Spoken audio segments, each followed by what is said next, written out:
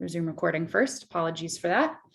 A quick couple of housekeeping items. We're taking December off as a board since our next meeting is so close to the Christmas holiday. So our next meeting will be January 18th. And after that meeting, we'll be moving to every other month. So there'll be no meeting in February, but a meeting in March. And I will send an update about that. And there will also be notification in the CDO newsletter. And you'll see if you've pre-registered for the Zoom meetings, you'll see later today, I'll be going through and deleting the meetings that won't be happening next year so that your registration is up to relevance. Kate, do you want to go first or what would you prefer? I can go. Okay, great. Then I'm going to stop sharing.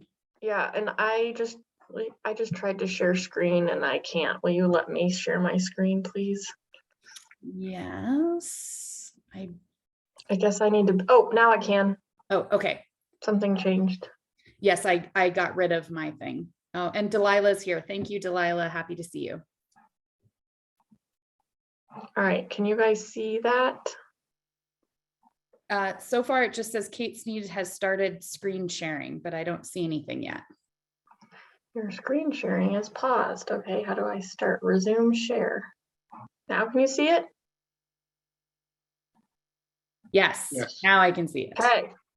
All right. Good morning, everybody. So just I want to quickly go over, I think I've presented once since I've changed roles, but I am now the recovery officer overseeing broadband and technology.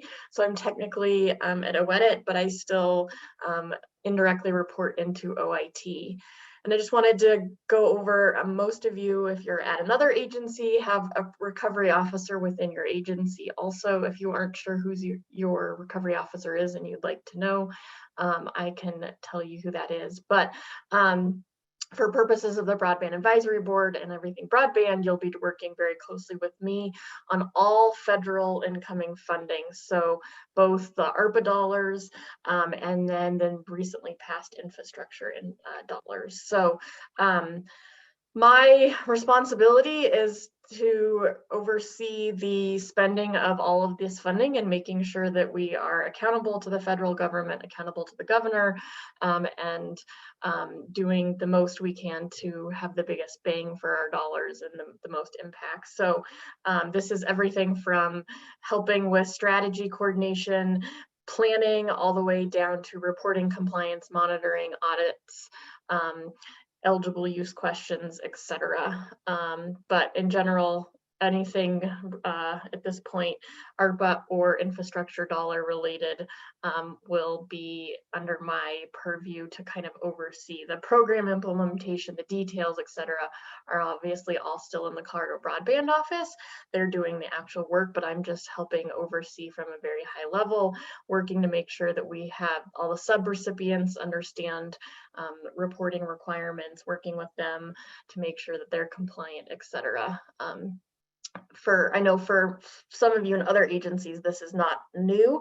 For OIT and the Colorado Broadband Office, we very rarely historically have received any kind of federal funding into our office directly. So this is a new concept for us in the terms of creating policies, process, procedure to make sure that we're adhering to all the federal regulations and requirements within this funding. So a little bit about the process. So for the internal state process for the use of these dollars is that every agency has to create a spend plan on how they're going to spend their federal incoming dollars. It's submitted to me and then goes through a chain of review at OEDIT, OSPB, the Gov's Ops team, etc. And then once it's approved, the state planner, the Office of the State Controller releases those funds to the agency directly. Once the agency receives the funds, then they can start working on contracts with subrecipients and getting the money out the door to subrecipients. And all along the way, then myself, the state controller, and the budget teams from the different agencies are working on continuing to monitor all the spending, compliance, all of that kind of stuff. So just kind of an overview, very high overview of kind of where we are at, what the process is. And I'm going to give you an update on where we are on those in a second. Here's a little updated chart from my last one now that things have evolved and are changing. So again, federal legislation, ARPA, American Rescue Plan Act. Out of that came 2 buckets of money, the SLFRF, State and Local Federal Recovery Funds, and then the Capital Projects Funds, the CPF. So under the state, local, federal, state and local federal recovery funds, the SLFRF, say that 5 times fast as you can, is where the funding from for 1289, the 75 million that we worked on last year came out of. Again, you know, some of that's coming to the Colorado Broadband Office through the Colorado Broadband Office statute. They have 5 million going to DOLA for middle mile.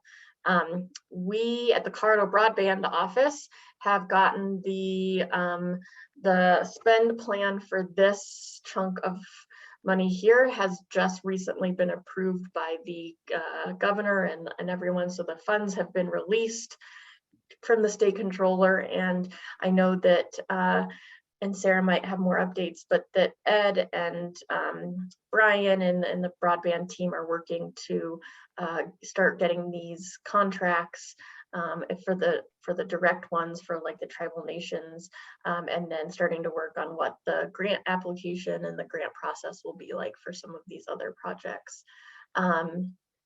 I am working currently with the recovery officer at DOLA to finalize a spend plan and do this, but Greg, as most of you know, has already started working and getting an idea of you know, what kind of projects are out there, et cetera, so that as soon as that gets approved, we can start spending and he can put out a grant application. So that's where we are with this 75 million. Just as a reminder, there's also 1.2 billion that went to county and local governments. I am working closely with Natrice Bryant, who is currently in a role in kind of the economic recovery role of making sure that county governments and state government are working together. So, you know, for instance, if a county is using some of the funds that they received from this SLFRF, that they plan on using it for broadband, that we're aware of that at the state so that we can help coordinate. Maybe there's, you know, projects that CDOT or DOLA are working on that, you know, we can all come together and make a bigger impact by connecting certain projects. So I'm working really closely with Natrice and Greg and the regional managers at DOLA, just to make sure that counties know that, and that they also, we can kind of try and help work with them on you know, the best ways to spend the money, as now that there's additional funding that's going to be coming through the infrastructure bill, et cetera. Now there's kind of almost like a game of I don't know what the right word is, Tetris, I guess, to figure out like the best way to spend what money where, kind of a thing. So just really trying to help coordinate with the counties and local governments and make sure we can, you know, have the biggest impact we can. Just a quick side note on those, there's no federal match requirements for these funds. We could put some in as at the state level, but there's no federal requirements. And then the determination of unserved and all of that will be used, we'll be using our state maps in this category of funding. So that's the American Rescue Plan Act, specifically the SLFRF. The one last thing I'll say is that the General Assembly, which will come back in session in January, does have a large chunk of this money still to appropriate. And so as of now, the governor has not put anything forward in his budget for broadband, nor have we heard a ton about it from legislators in the interim committees and such, but there is still a chance that we could receive some additional funding if the legislator so chooses in this next session, but that is very undetermined at this point. So the next bucket of money then is the Capital Projects Fund. This is also coming out of the American Rescue Plan Act. It's just a separate bucket of funds. This is direct to the agency, so it doesn't go to the state and then have to come to us, et cetera. It's coming directly to us. And so we're getting it's a little under 171 million, again, that will come direct to the state, to OIT. And there's a process, a phase and a process here. So all this stuff under the Capital Projects Funds was released October, right? Very beginning of October, I believe, mid-October.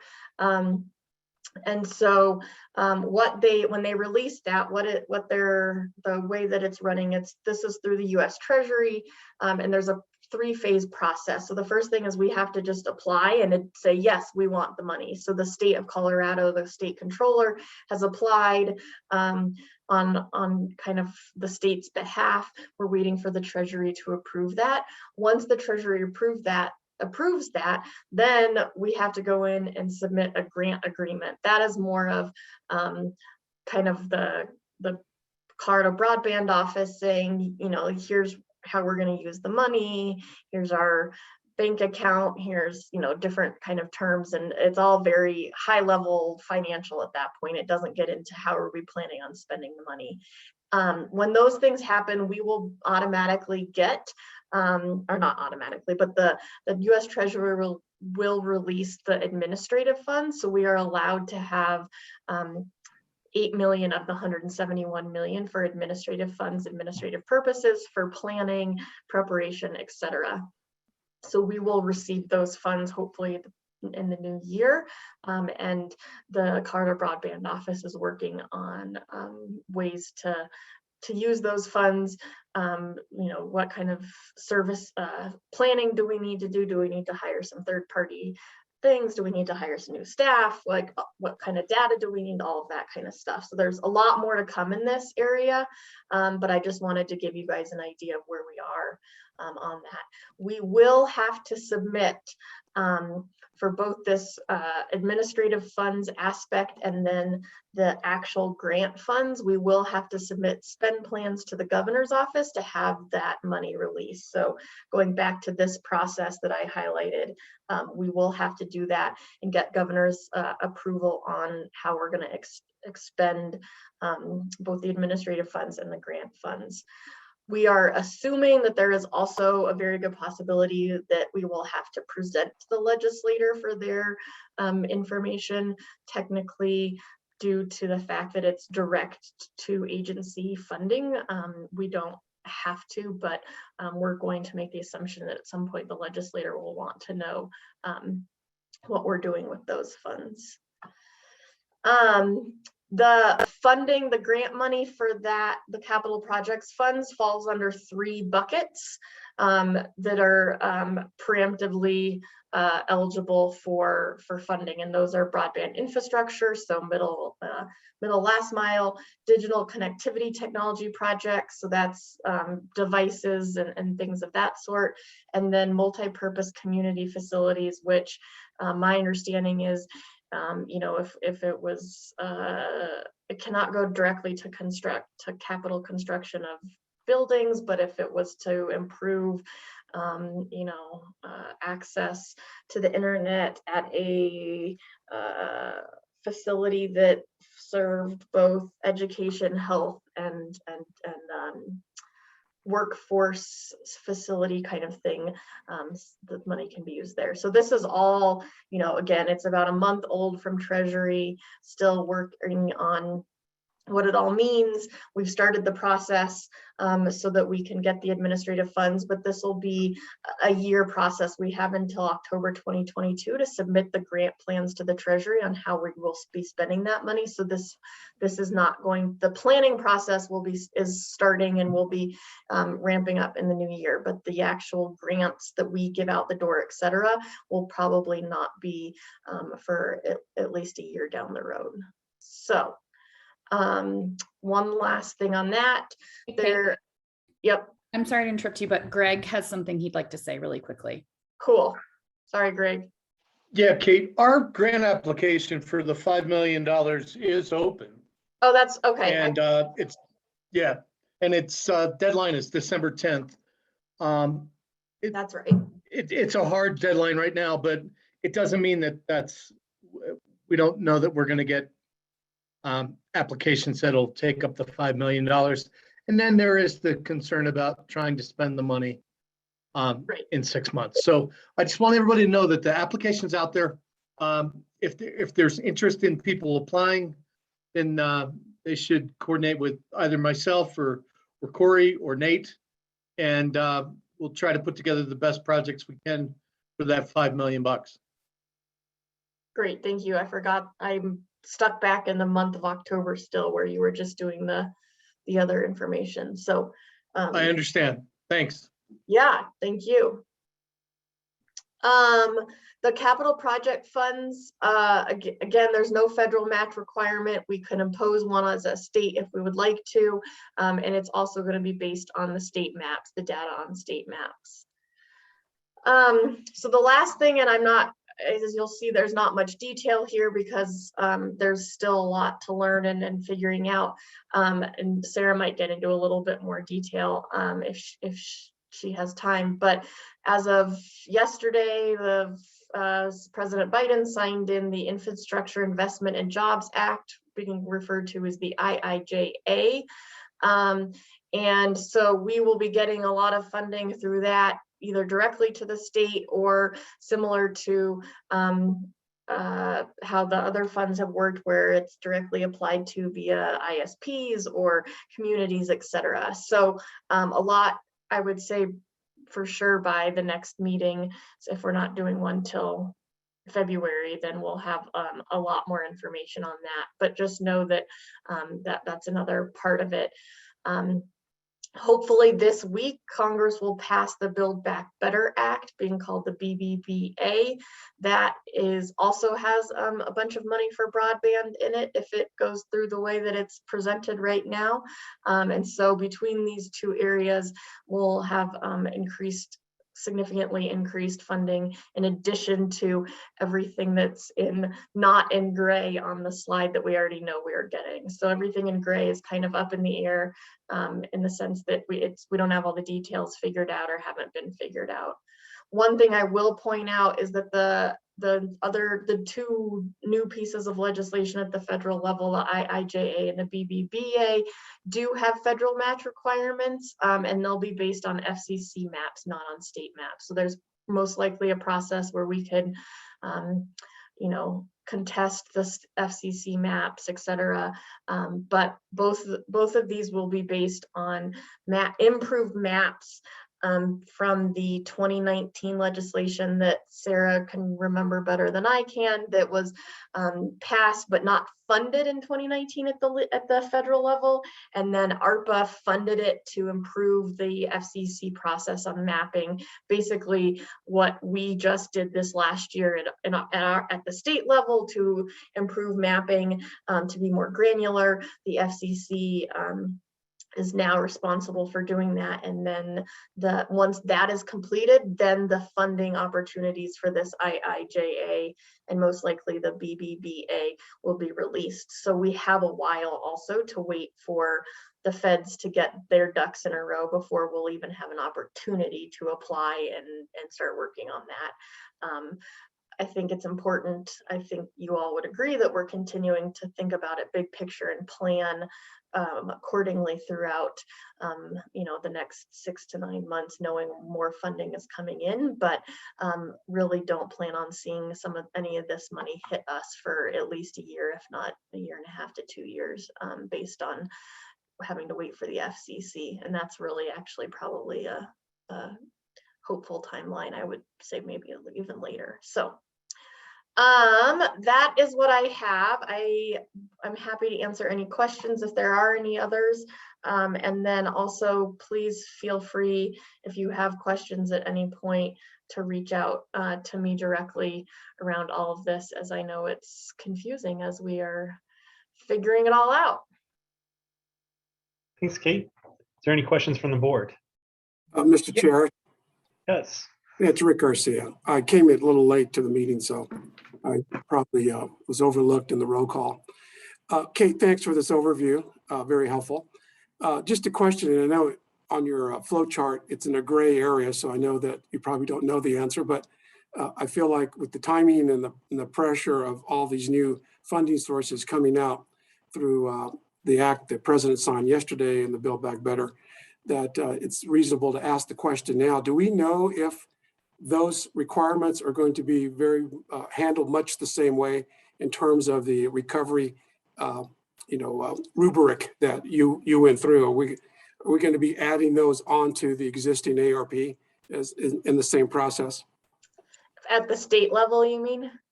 Correct. Yes. Yeah. I think it's still yet to be determined. I know that the governor has made some initial indications that he is hoping that the process that we created at the state level for the ARPA funds will be continued on in the infrastructure funds as well. But I don't think it's all decisions haven't been finalized, but that is my understanding at this point. Great. Thank you. Yeah. All right. Apologize, Director Garcia, for overseeing you, but we're glad you're with us today. Any other questions from any other board member?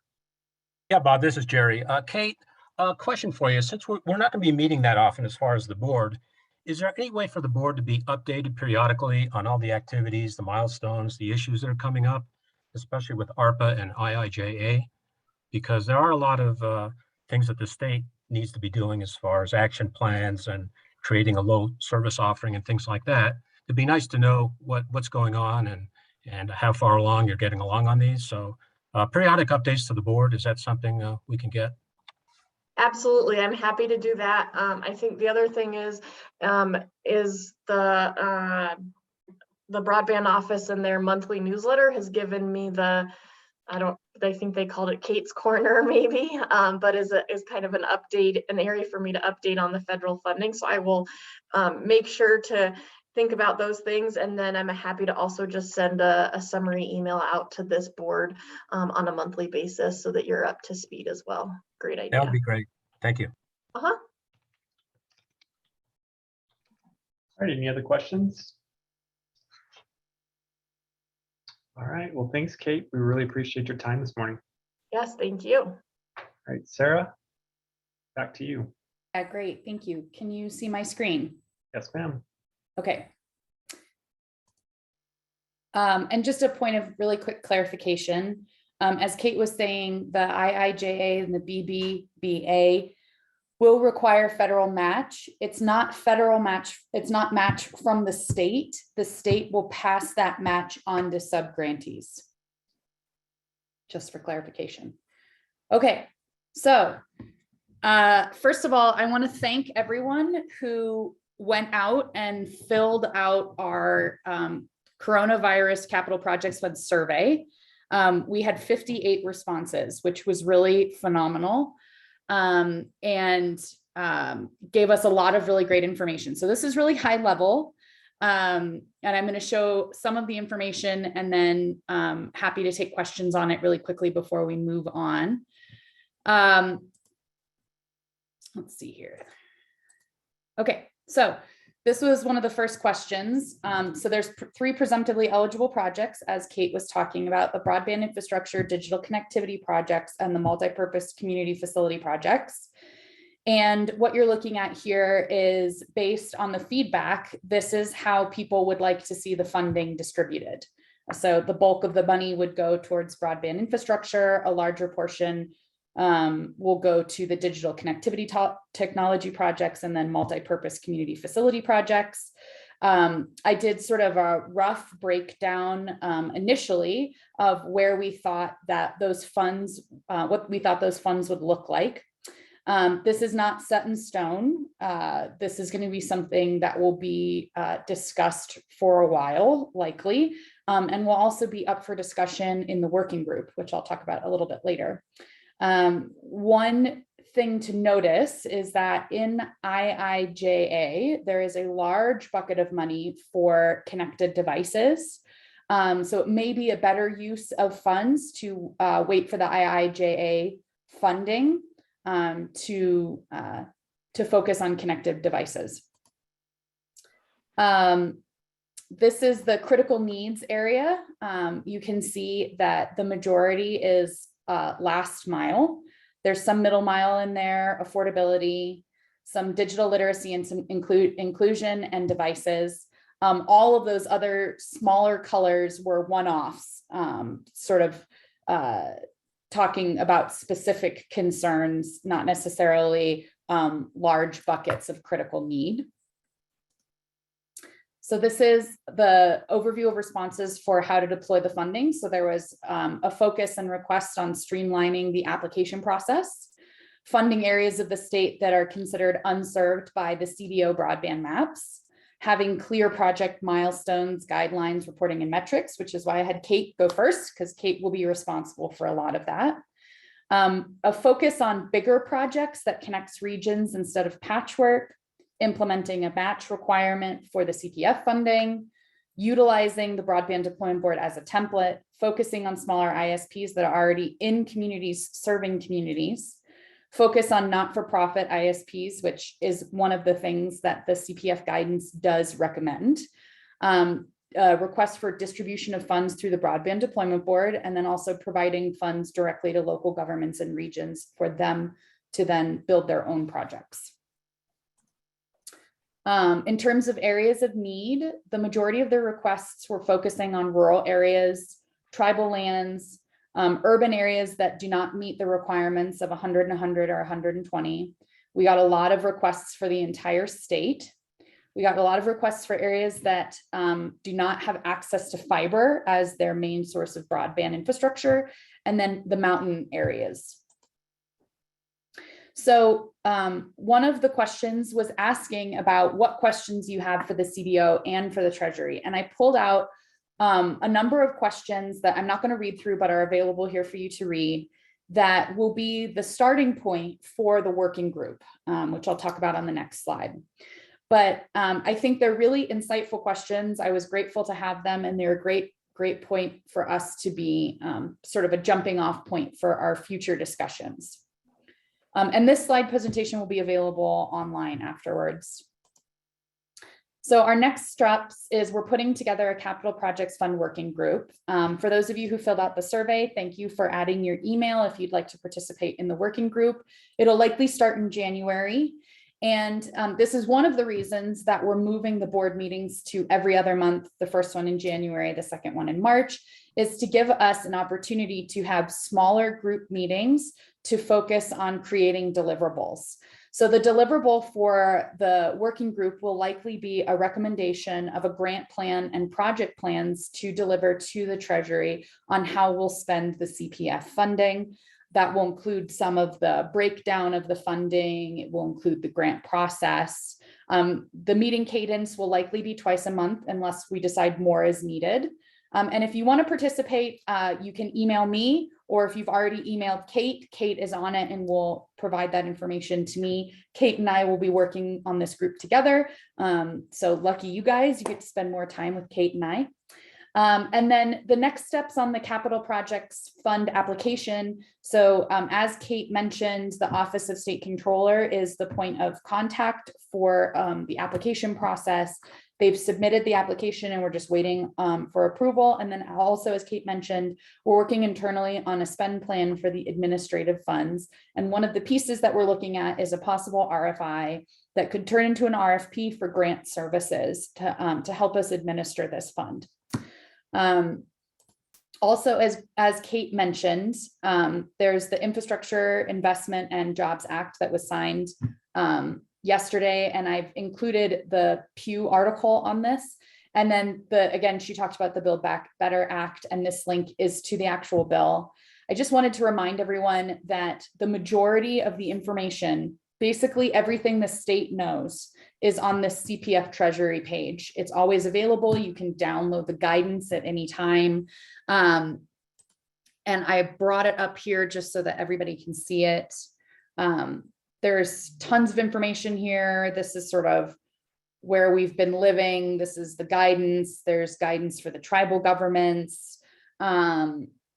This is all of the information that we know as a state from the federal government is on this website. So please feel free to go there. The last thing I'll say also, some of the questions we got from the CPF survey were, how do we access past meetings, past meeting notes and agendas, presentations. So I just wanted to remind you all that this is our Broadband Advisory Board webpage. There's all sorts of information over here. This is our publications. You can look for our meeting minutes and recordings here, and then all of our recordings are on this Broadband Advisory Board meetings playlist. It's available at any time. So if you have any questions, that's a great place to start. Okay, I'll take quick questions on the CPF survey, and then I'll get on to Senate Bill 60. Go ahead, Bob, sorry. No, I was just reinforcing if they had any questions from the board. Hearing or seeing none. You can proceed, Sarah. Okay, so this is Delilah Collins at the Department of Education. hi, Hi, Todd. Delilah. Hi, is the working groups the only additional opportunity for stakeholder engagement, or will there be another survey or something like that that will go out?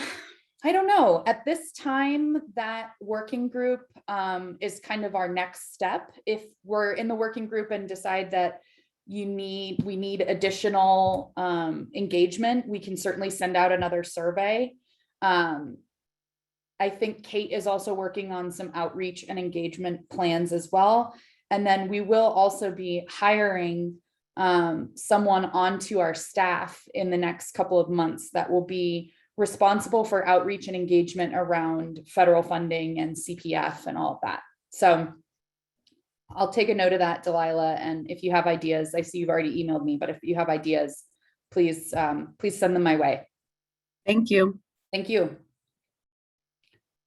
Okay, so as Kate talked about, Senate Bill 2160 is received a portion of the 1289 funding, and that portion of funding is $5 million to a nonprofit to administer a broadband stimulus stipend program.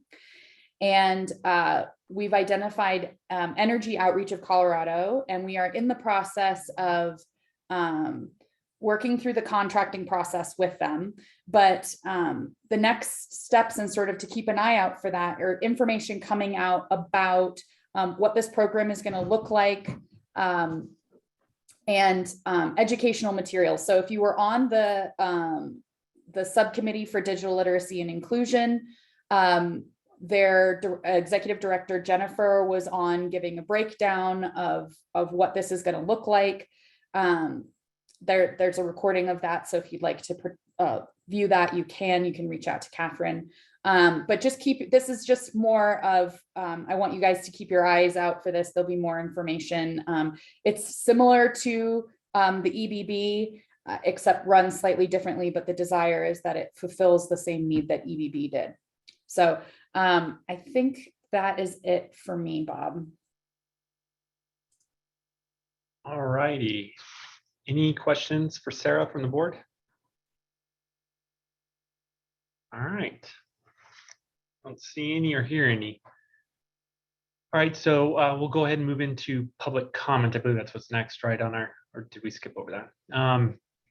So right now we're looking for public comment. We set 3 minutes aside for each speaker on things that are not on our agenda or have been previously voted on. So if there's anyone who is interested in making any public comment to the board, please go ahead and raise your hand.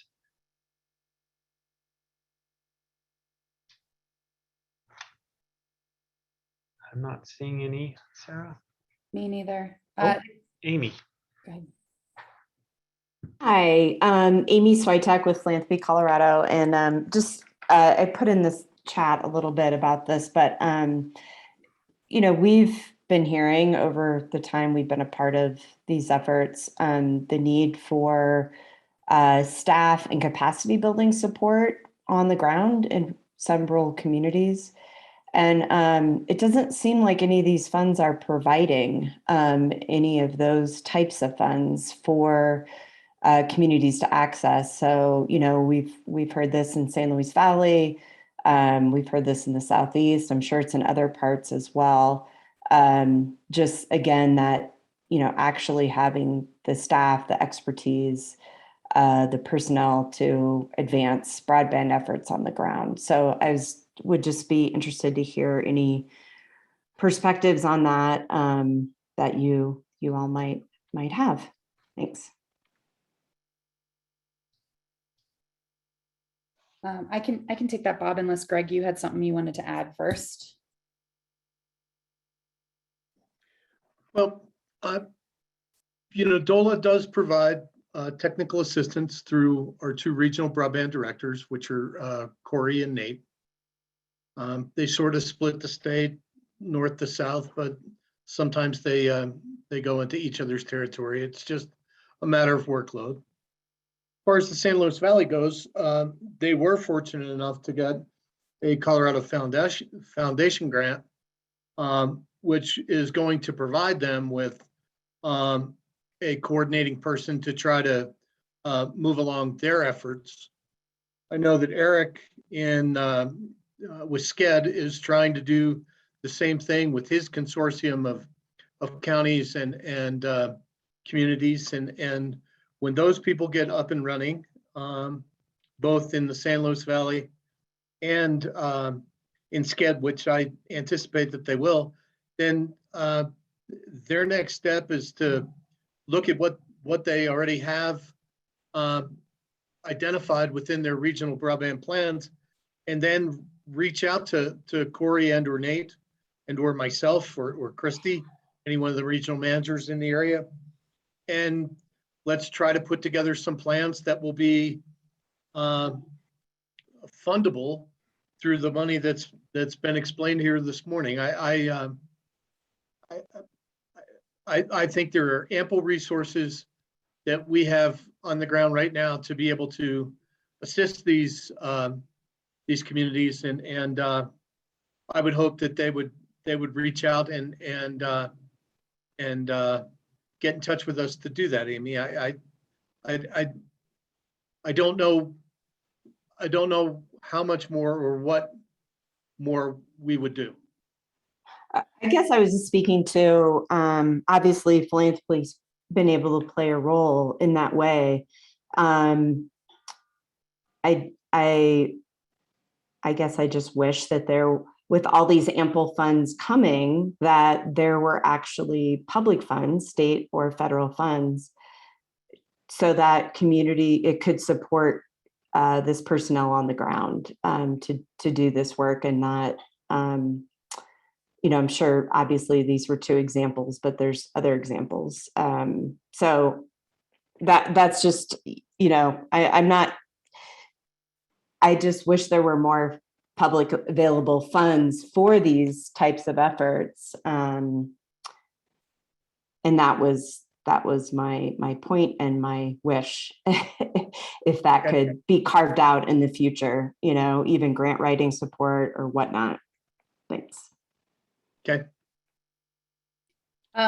Amy, I think you make an excellent point. And one of the things I will say is that in the CPF funding, they're under the allowable uses for the administrative funds. The CBO is allowed to provide technical assistance to potential subrecipients. So we can support the subrecipients that are looking to apply. We can work with counties and municipalities. We can work with, companies. We have the capacity to basically work with anybody, and we are working on staffing up to do that so that we have the internal services to be able to provide that. I will say that some of that funding very quickly will go to hiring some, as I said, outreach, community engagement coordinators who will be responsible for supporting and facilitating those conversations, working with the communities that need help and the companies that are interested in applying. And so I hear you. I appreciate your feedback, and we're doing the best we can with the resources that we have. So yes, and the fact that there is no funding set aside specifically at the federal level coming to the states for those type of resources. So I recognize that. Amy, this is Corey Brindle. I can share with you that I've been actively engaged in the San Luis Valley. They have hired 2 resources, and they're currently soliciting, they're basically trying to hire an outreach coordinator as well. So I talked to one of their ISPs down there this morning. We can always use more hands on deck, but there's certainly a lot of folks pulling on the rope in the San Luis Valley right now. No, and I hope people don't, this was no critique on what's happening in San Luis Valley or the Southeast. This is more, I've been hearing this since I've been kind of engaged in this work, that there's more of a need for funds to help build capacity in these communities to implement these. So thankfully, a couple of foundations have really stepped up to provide some of these, but I would love to see, some public funds oriented in that way. That was really more my point of it. So I hope you're understanding that, and sorry if I'm not being clear enough. No, absolutely appreciate it, Amy. And I think it's an important point that you bring up, and honoring what Corey and Nate do and what DOLA does, it's very useful. It's greatly appreciated in the communities that they work in, and there's always a greater need than we have the capacity to fill, for sure. So, and Corey sent you his personal email and phone number, so you can reach out to him if you've got ideas. Okay, thanks, Amy. All right, any other questions? I'm not seeing anyone. All right. Anything else, Sarah? Wait, did we have one more? We are handing this over to Carrie Pycoach and Stephanie, I'm going to say your new last name wrong, Puglisi, to give a presentation on the $10 million from 1289, up to $10 million. Thank you, Sarah. I just didn't have my agenda in front of me. I knew we had one more thing. I just didn't know it. So thank you. All right. All right. Thank you, Sarah. Great job pronouncing 2 Slavic and Italian last names perfectly. Thank you for that. Carrie Pycoach, I'm Carrie Pycoach, the Director of the Office of eHealth Innovation, and I will pass it to my colleague just to briefly say hello. Good morning, everyone. I'm Stephanie Puglisi. I'm the State Health IT Coordinator and the Deputy Director for the Office of eHealth Innovation. Great. Sarah, if you could advance to the next slide. We wanted to give the board and community members a sense of OHI, the eHealth Commission, and our state strategy, and then allow for some time for us to share insights of our telehealth and rural work, and then open it up for some dialogue, but would just ask board members as we go through our slides to feel free to chat, and we'll try to pay attention to any chats or questions along the way so that it's as interactive as possible. So first and foremost, Executive Order 15008 established the Office of eHealth Innovation. We'll commonly refer to that as OHI, and the governor appointed eHealth Commission to define and evolve the state's health information technology strategy. To do so, we developed the first state strategy called Colorado's Health IT Roadmap in 2018. The strategy was developed with broad stakeholder input and later funded by legislators in 2018. We're in the midst of implementing a number of remaining capital IT and operations projects and have invested over $50 million to date. And these efforts include a mix of projects for telemedicine, virtual health, data and information projects to support ongoing healthcare coordination, but also the COVID-19 response throughout Colorado, with a particular emphasis on rural communities based on direction from our eHealth Commission.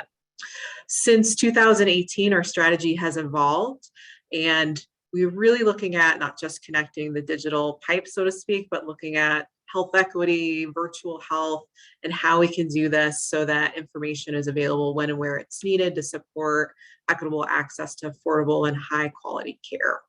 These goals, align with the state's health priorities, and I'm excited to share that the strategy has been recently refreshed and approved by the eHealth Commission for 2021 and beyond. We'll make sure that you all get a chance, if you'd like a copy of that strategy once formally released. We're going to do that next week. So let us know if you'd like a copy of that. But it's a way for, as I heard Sarah and others talk about other funding for example, digital connectivity buckets of fund, I think the strategy and the commission can weigh in and provide some insight to legislators and community members on where to focus those efforts. With that said, we can go to the next slide. I'll talk a little bit more about our virtual health efforts and some insights that we've had to date. So, as you know, over the last 2 years, there's been quite a renaissance in the use of virtual health that includes things like telemedicine, telemonitoring, telepsychology, telebehavioral health. Really, at the onset of the COVID pandemic, that was a way for individuals to seek and solicit health in a safe and effective way, and they continue to use that to date. A couple of things that outline in terms of policy, just as a reference, at the onset of COVID-19 pandemic, as we're still in that, the administration remains committed to moving things forward, but Governor Polis had launched an Innovation Response Task Force. Through that effort, in partnership with our office, we convened stakeholders like this group to inform policy, investments, and communication. That led to the creation of an executive order to ensure that providers can receive payment and that patients have a bit more flexibility in getting virtual health solutions. State agencies and community partners aligned with those internal policies to support national and public health emergency efforts. Later on, Senate Bill 22-1289 was passed to ensure ongoing appropriate reimbursement for virtual health. And I think I just want to underscore that in order to continue newer innovations, you've got to have a way for providers and others to get paid for that work. Thank you to Representative Lontine, who's for being the prime sponsor of the bill, and Senator Joan Janelle for her work over the years with telehealth. And then that leads to the bill that we're here to talk about today, to expand equitable access and use of telemedicine, which includes in House Bill 21-1289, $10 million for broadband enhancement and devices to support patients, specifically with telemedicine, telehealth, virtual health in rural communities. And this was based on recommendations of the community and our office throughout that process. So state efforts continue to adopt technology, and I think those funds will be really pivotal in bridging the gap in some key areas, especially when it comes to devices and adoption of those. Just to give you a sense of some of the numbers statewide, since 2020, early on in March, we saw a 600% increase in the use of telebehavioral health, and see that as a continued use continue today, especially with, we're amidst the Great Resignation. A lot of behavioral health and clinical professionals are leaving the business, and telebehavioral health and others, it's a balance, and I think it can be helpful to bridging some of the gaps that exist in workforce shortages. So wanted to point that out.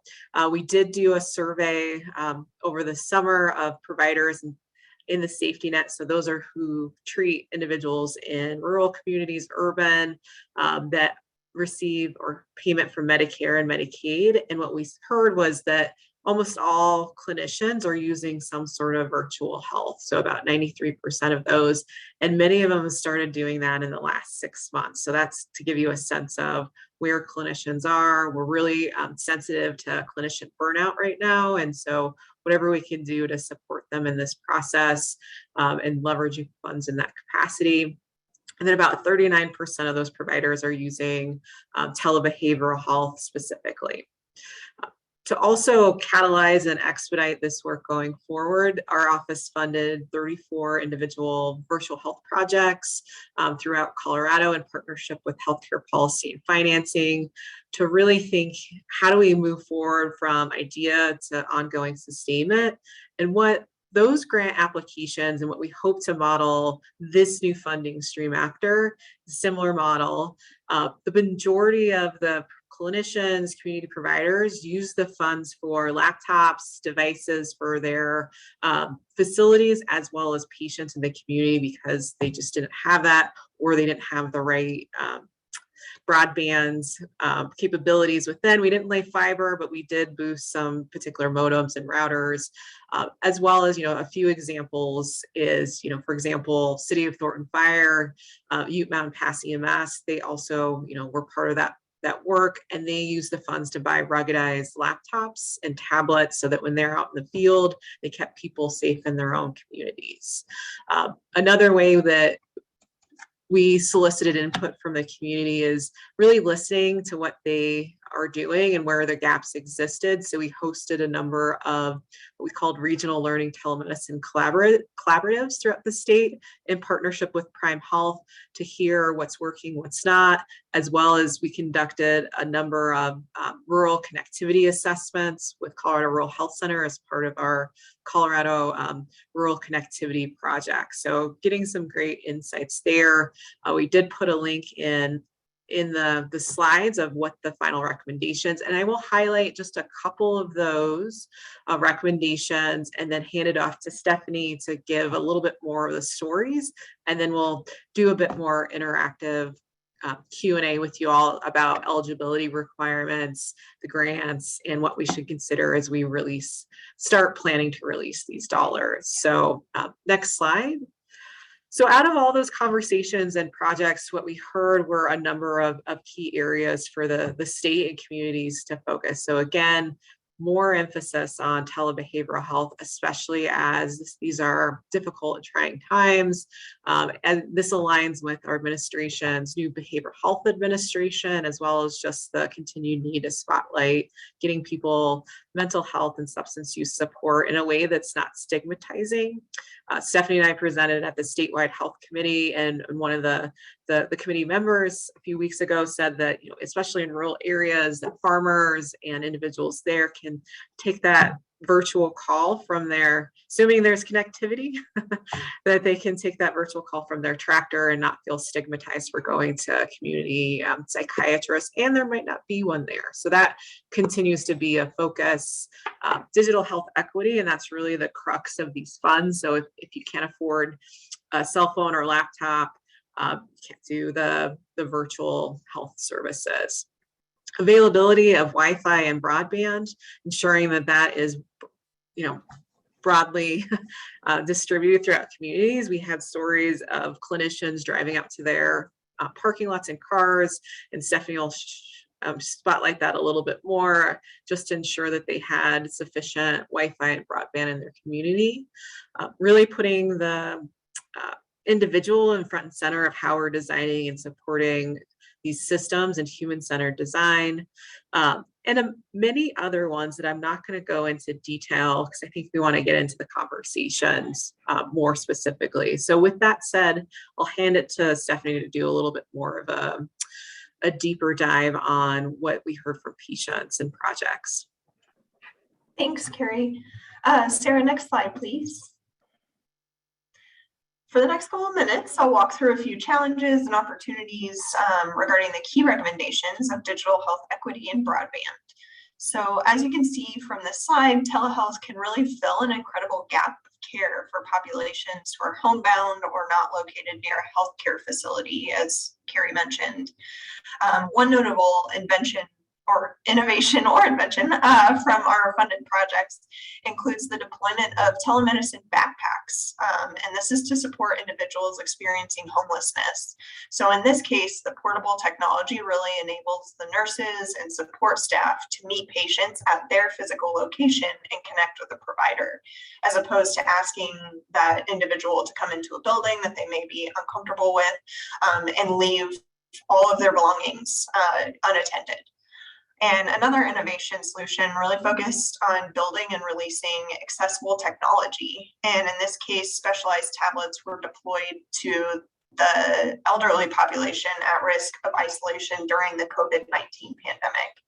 And those tablets were really personalized for that population. They had just a few buttons and apps, so it wasn't quite as overwhelming as, you know, one of our iPads or things like that. And they focused on what do those patients really need. So they had the ability to call loved ones, and there were medication reminders on there, as well as the ability to connect to a telehealth visit.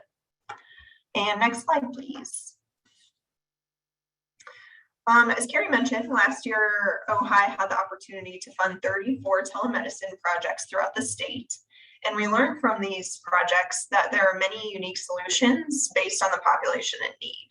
And so first, not all patients or providers have access to devices to facilitate telehealth. And in fact, about 40% of our project participants use their funding to purchase devices or internet boosters to loan to their patients or use in their practice. So as Carrie alluded to, one of our more rural clinics focused on pediatric patients specifically used the entire loan for an internet booster so that their clients could pull up in the parking lot and use their internet to connect to a telehealth visit if they didn't have it at home.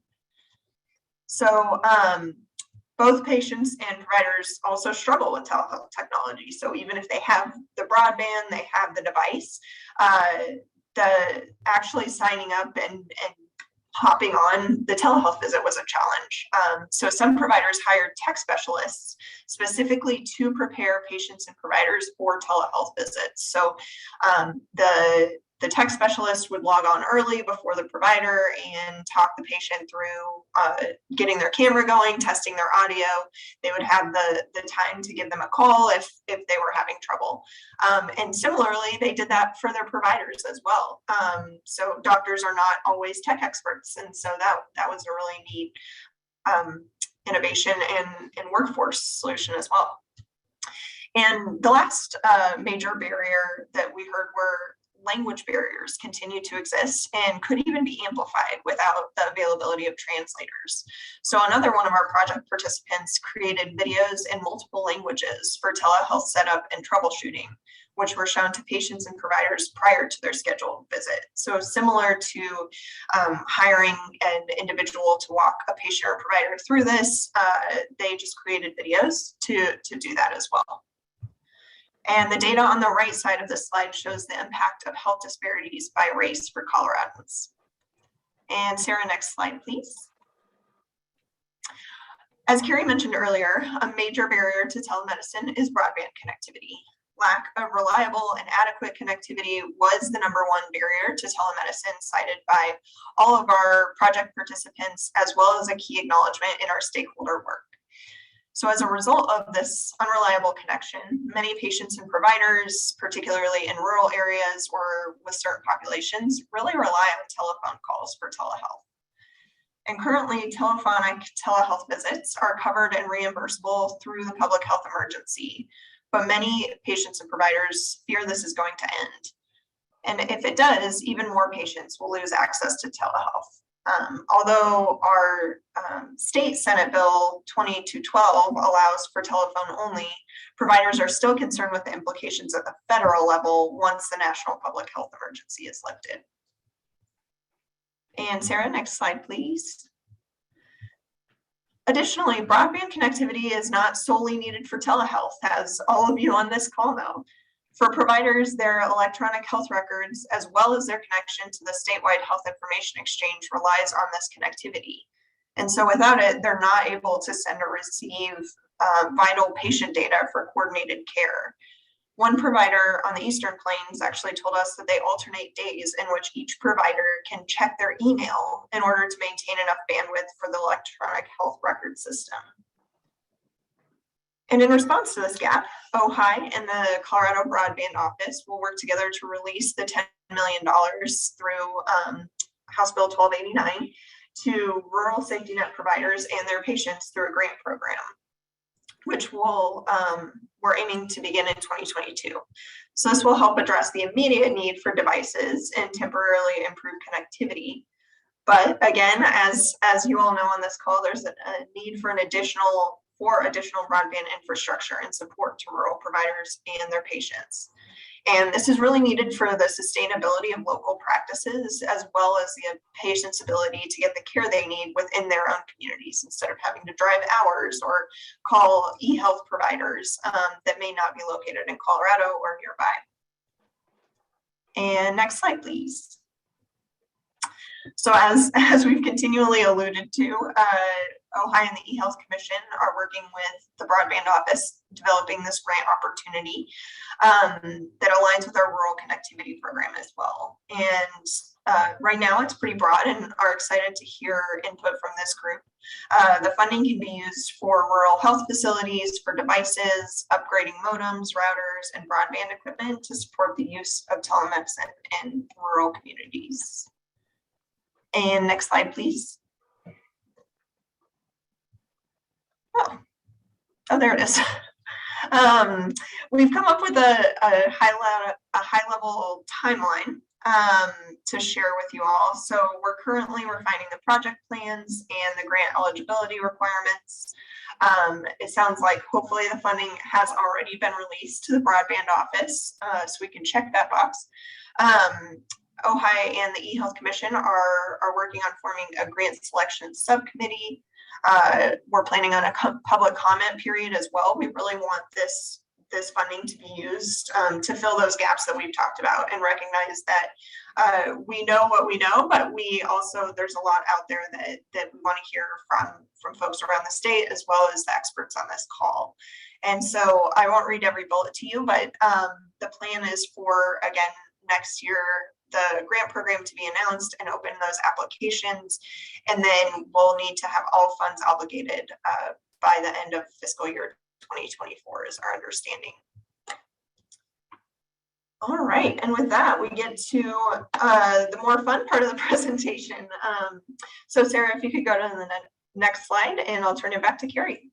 Great, and I see that we had a comment and then a question in the chat. So from Erica Pike, the new CMS physician fee schedule released this month will allow for audio only. I just want to confirm that. So that is great. And we did see a press release about a couple of weeks ago, I think, that aligned with that release about continuing to support telemedicine broadly. So great call out there. Amy, will the slides be posted on the website? Absolutely.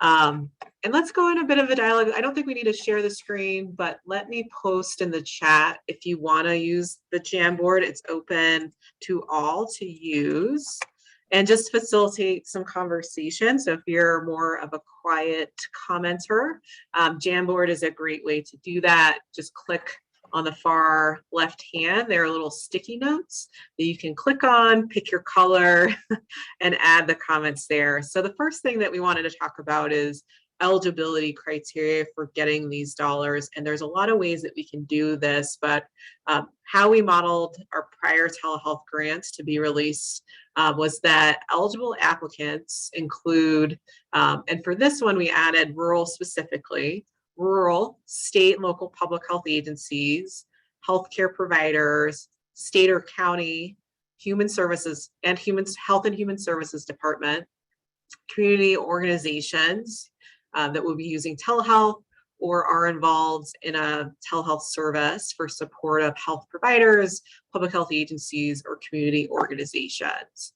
So I wanted to open that up to see if that's broad enough. I think we wanted to ensure that the funds go to communities and providers versus a technical vendor, so that the dollars go when and where they need it. So would love to hear, do you agree or disagree, as well as, you know, for prioritizing funds. It looks like we're getting a comment coming up, wanting to ensure that those funds are going to focus on reducing health disparities and increasing health equity. I think that in the nature of releasing dollars to rural, that is one way to do that. But if there are more focused efforts, for example, they're looking at reducing incidents of COVID, as well as hypertension. There's all sorts of ways to slice and dice this.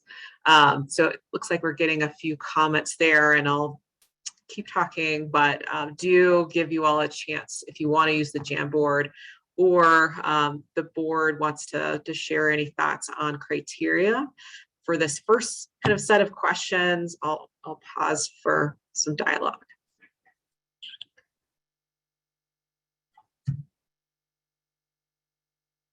First question I'm seeing on the Jamboard: has there been any specific outreach to senior groups such as AARP soliciting their input? Not specifically yet, but opening that, and I think that we welcome suggestions on who to contact. We had prior conversations with senior organizations earlier in the year, but haven't recently engaged them.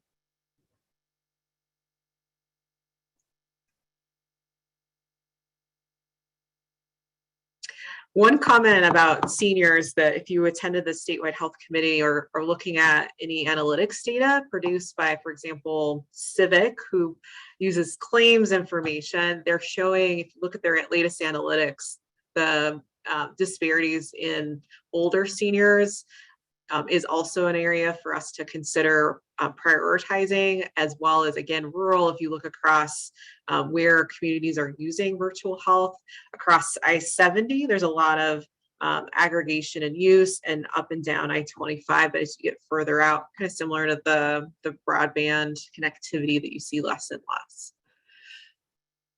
Question, a pink question on the board: can funds also be used, can funds also be prioritized in areas historically underinvested and with high disparities? I think so. No restrictions there, but a great call out. Feel free to keep adding stickies here, and I will go to the next kind of question to consider. You know, what we heard from smart people, for example, from Philanthropy Colorado and other eHealth commissioners that are on the call or had to jump, is really thinking through how we prioritize individuals that get funding and collaborate. So the next criteria would be, should we prioritize applicants who receive funding from other state and federal governments, foundations, and other entities for broadband and health equity efforts above others? So some consideration on if somebody is getting, for example, dollars from DOLA, or they've requested them themselves, should we consider that in further giving them a boost in their ranking? Do you agree? Do you disagree? Thumbs up, thumbs down. Welcome that.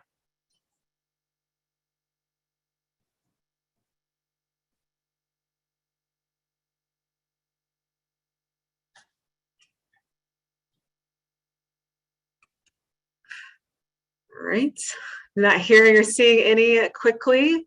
And then just opening it up, any other criteria we should consider in terms of prioritization or steer clear of this.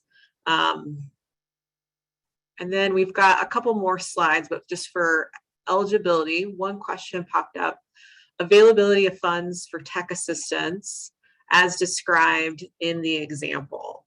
I think that's one of the things that we'll be exploring with the broadband office, is can we do that? Because I know that providers have said, boy, we don't have time to figure out the technical workflow for doing all these things. We've got staff in the field, we've got patients. So we advocate for that and want to underscore that if there's flexibility with US Treasury and what we've been analyzing, I think we need to dig deeper. So to be determined, unless Sarah knows specifically. I don't have an answer for that right now. Yeah. Another sticky popped up. How to support orgs who care for undocumented populations. So if I'm reading that correctly, how to better support organizations who care for those individuals. Anything else you wanted to add? Go ahead. Oh, this is Erica Pike. I just put the comment in there. I'm from the Colorado Academy of Family Physicians. I know a couple of our members have received state funds for various initiatives, and there's certain requirements for how they're collecting data on who's benefiting from services, and oftentimes there's concern for if they have high populations of undocumented folks in their practice. And so how can we make sure that that information is protected as well, if that is who they're serving? Absolutely.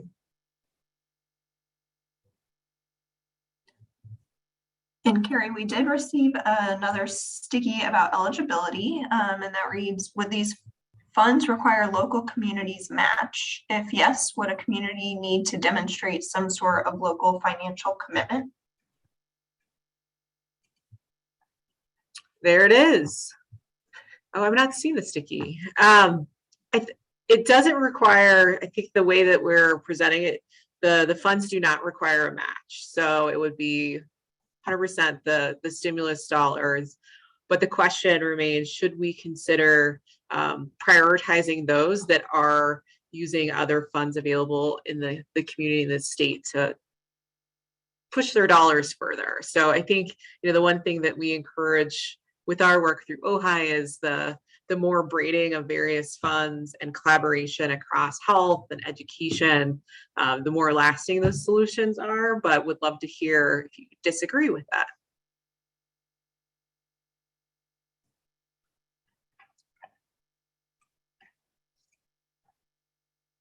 Okay. Looks like we also got another sticky. Areas or counties with persistent poverty, economically distressed areas of the state. Got it.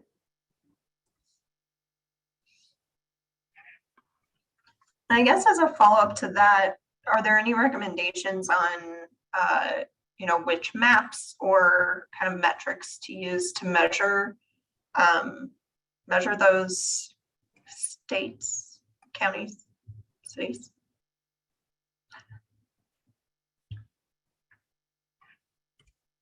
Yeah, that's a good question, Stephanie.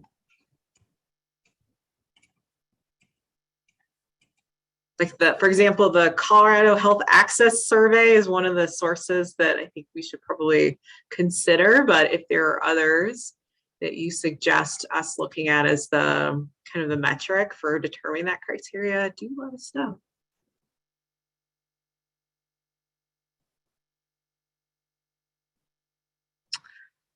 Orange sticky, I'm gonna make it a little bigger for my tired eyes.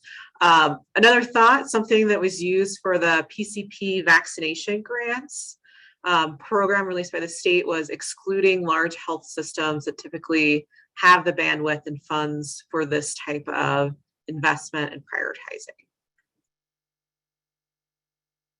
Okay. And that kind of leads to our next set of questions. So I'm going to move onward, but feel free, even if I don't mention in the meeting, if you've got ideas, do add them, solicit your input, prioritizing small individual practices. Okay. We are hearing that again and again in various stakeholder meetings, is how do we get to those individual rural providers? And so with that said, would love to hear what kinds of organizations out there could help us in that pursuit. And so, for our rural connectivity program. We work with Colorado Rural Health Center for our health information exchange and telehealth grants. We work with our health information exchange organizations to help distribute and recruit partners. But I think we're missing reaching those smaller practices. So would love to hear if Erica or others on the call have suggestions on organizations that really represent those smaller rural providers.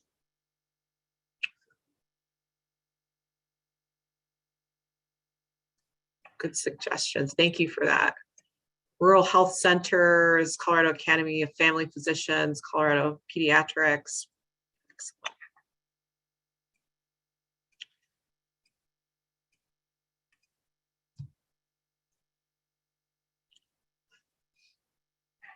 Right. We'll keep things coming. One of the other things that we've done, but we recognize that there is shortage of time and we don't want to burden those engaged, but one of the things that we've done with prior grants is offer a learning collaborative for funded providers to engage in and to get technical assistance support. And so would love to hear if the board and the community members think that now's the right time over the next, it'll be a couple years for a learning collaborative, and also what other support is needed. We heard leveraging dollars for technical support in addition to the devices is needed, but what else what else should we consider or are we missing?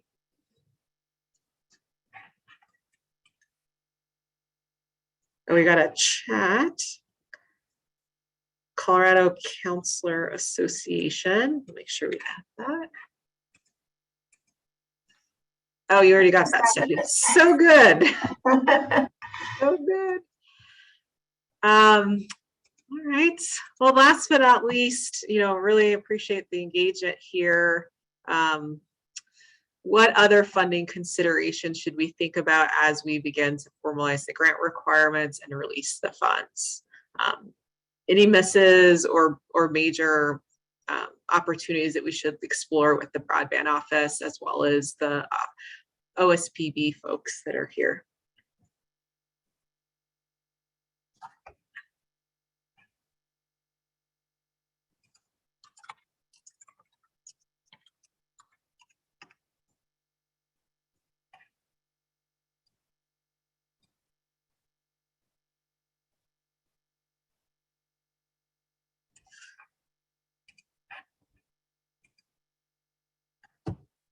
All right, well, the door is always open. We did invite a number of our provider organizations to the call, but recognize that everybody's very swamped right now, especially with the max capacity and limitations there. But do welcome, please reach out to Stephanie or I if you've got any ideas, want to have a conversations.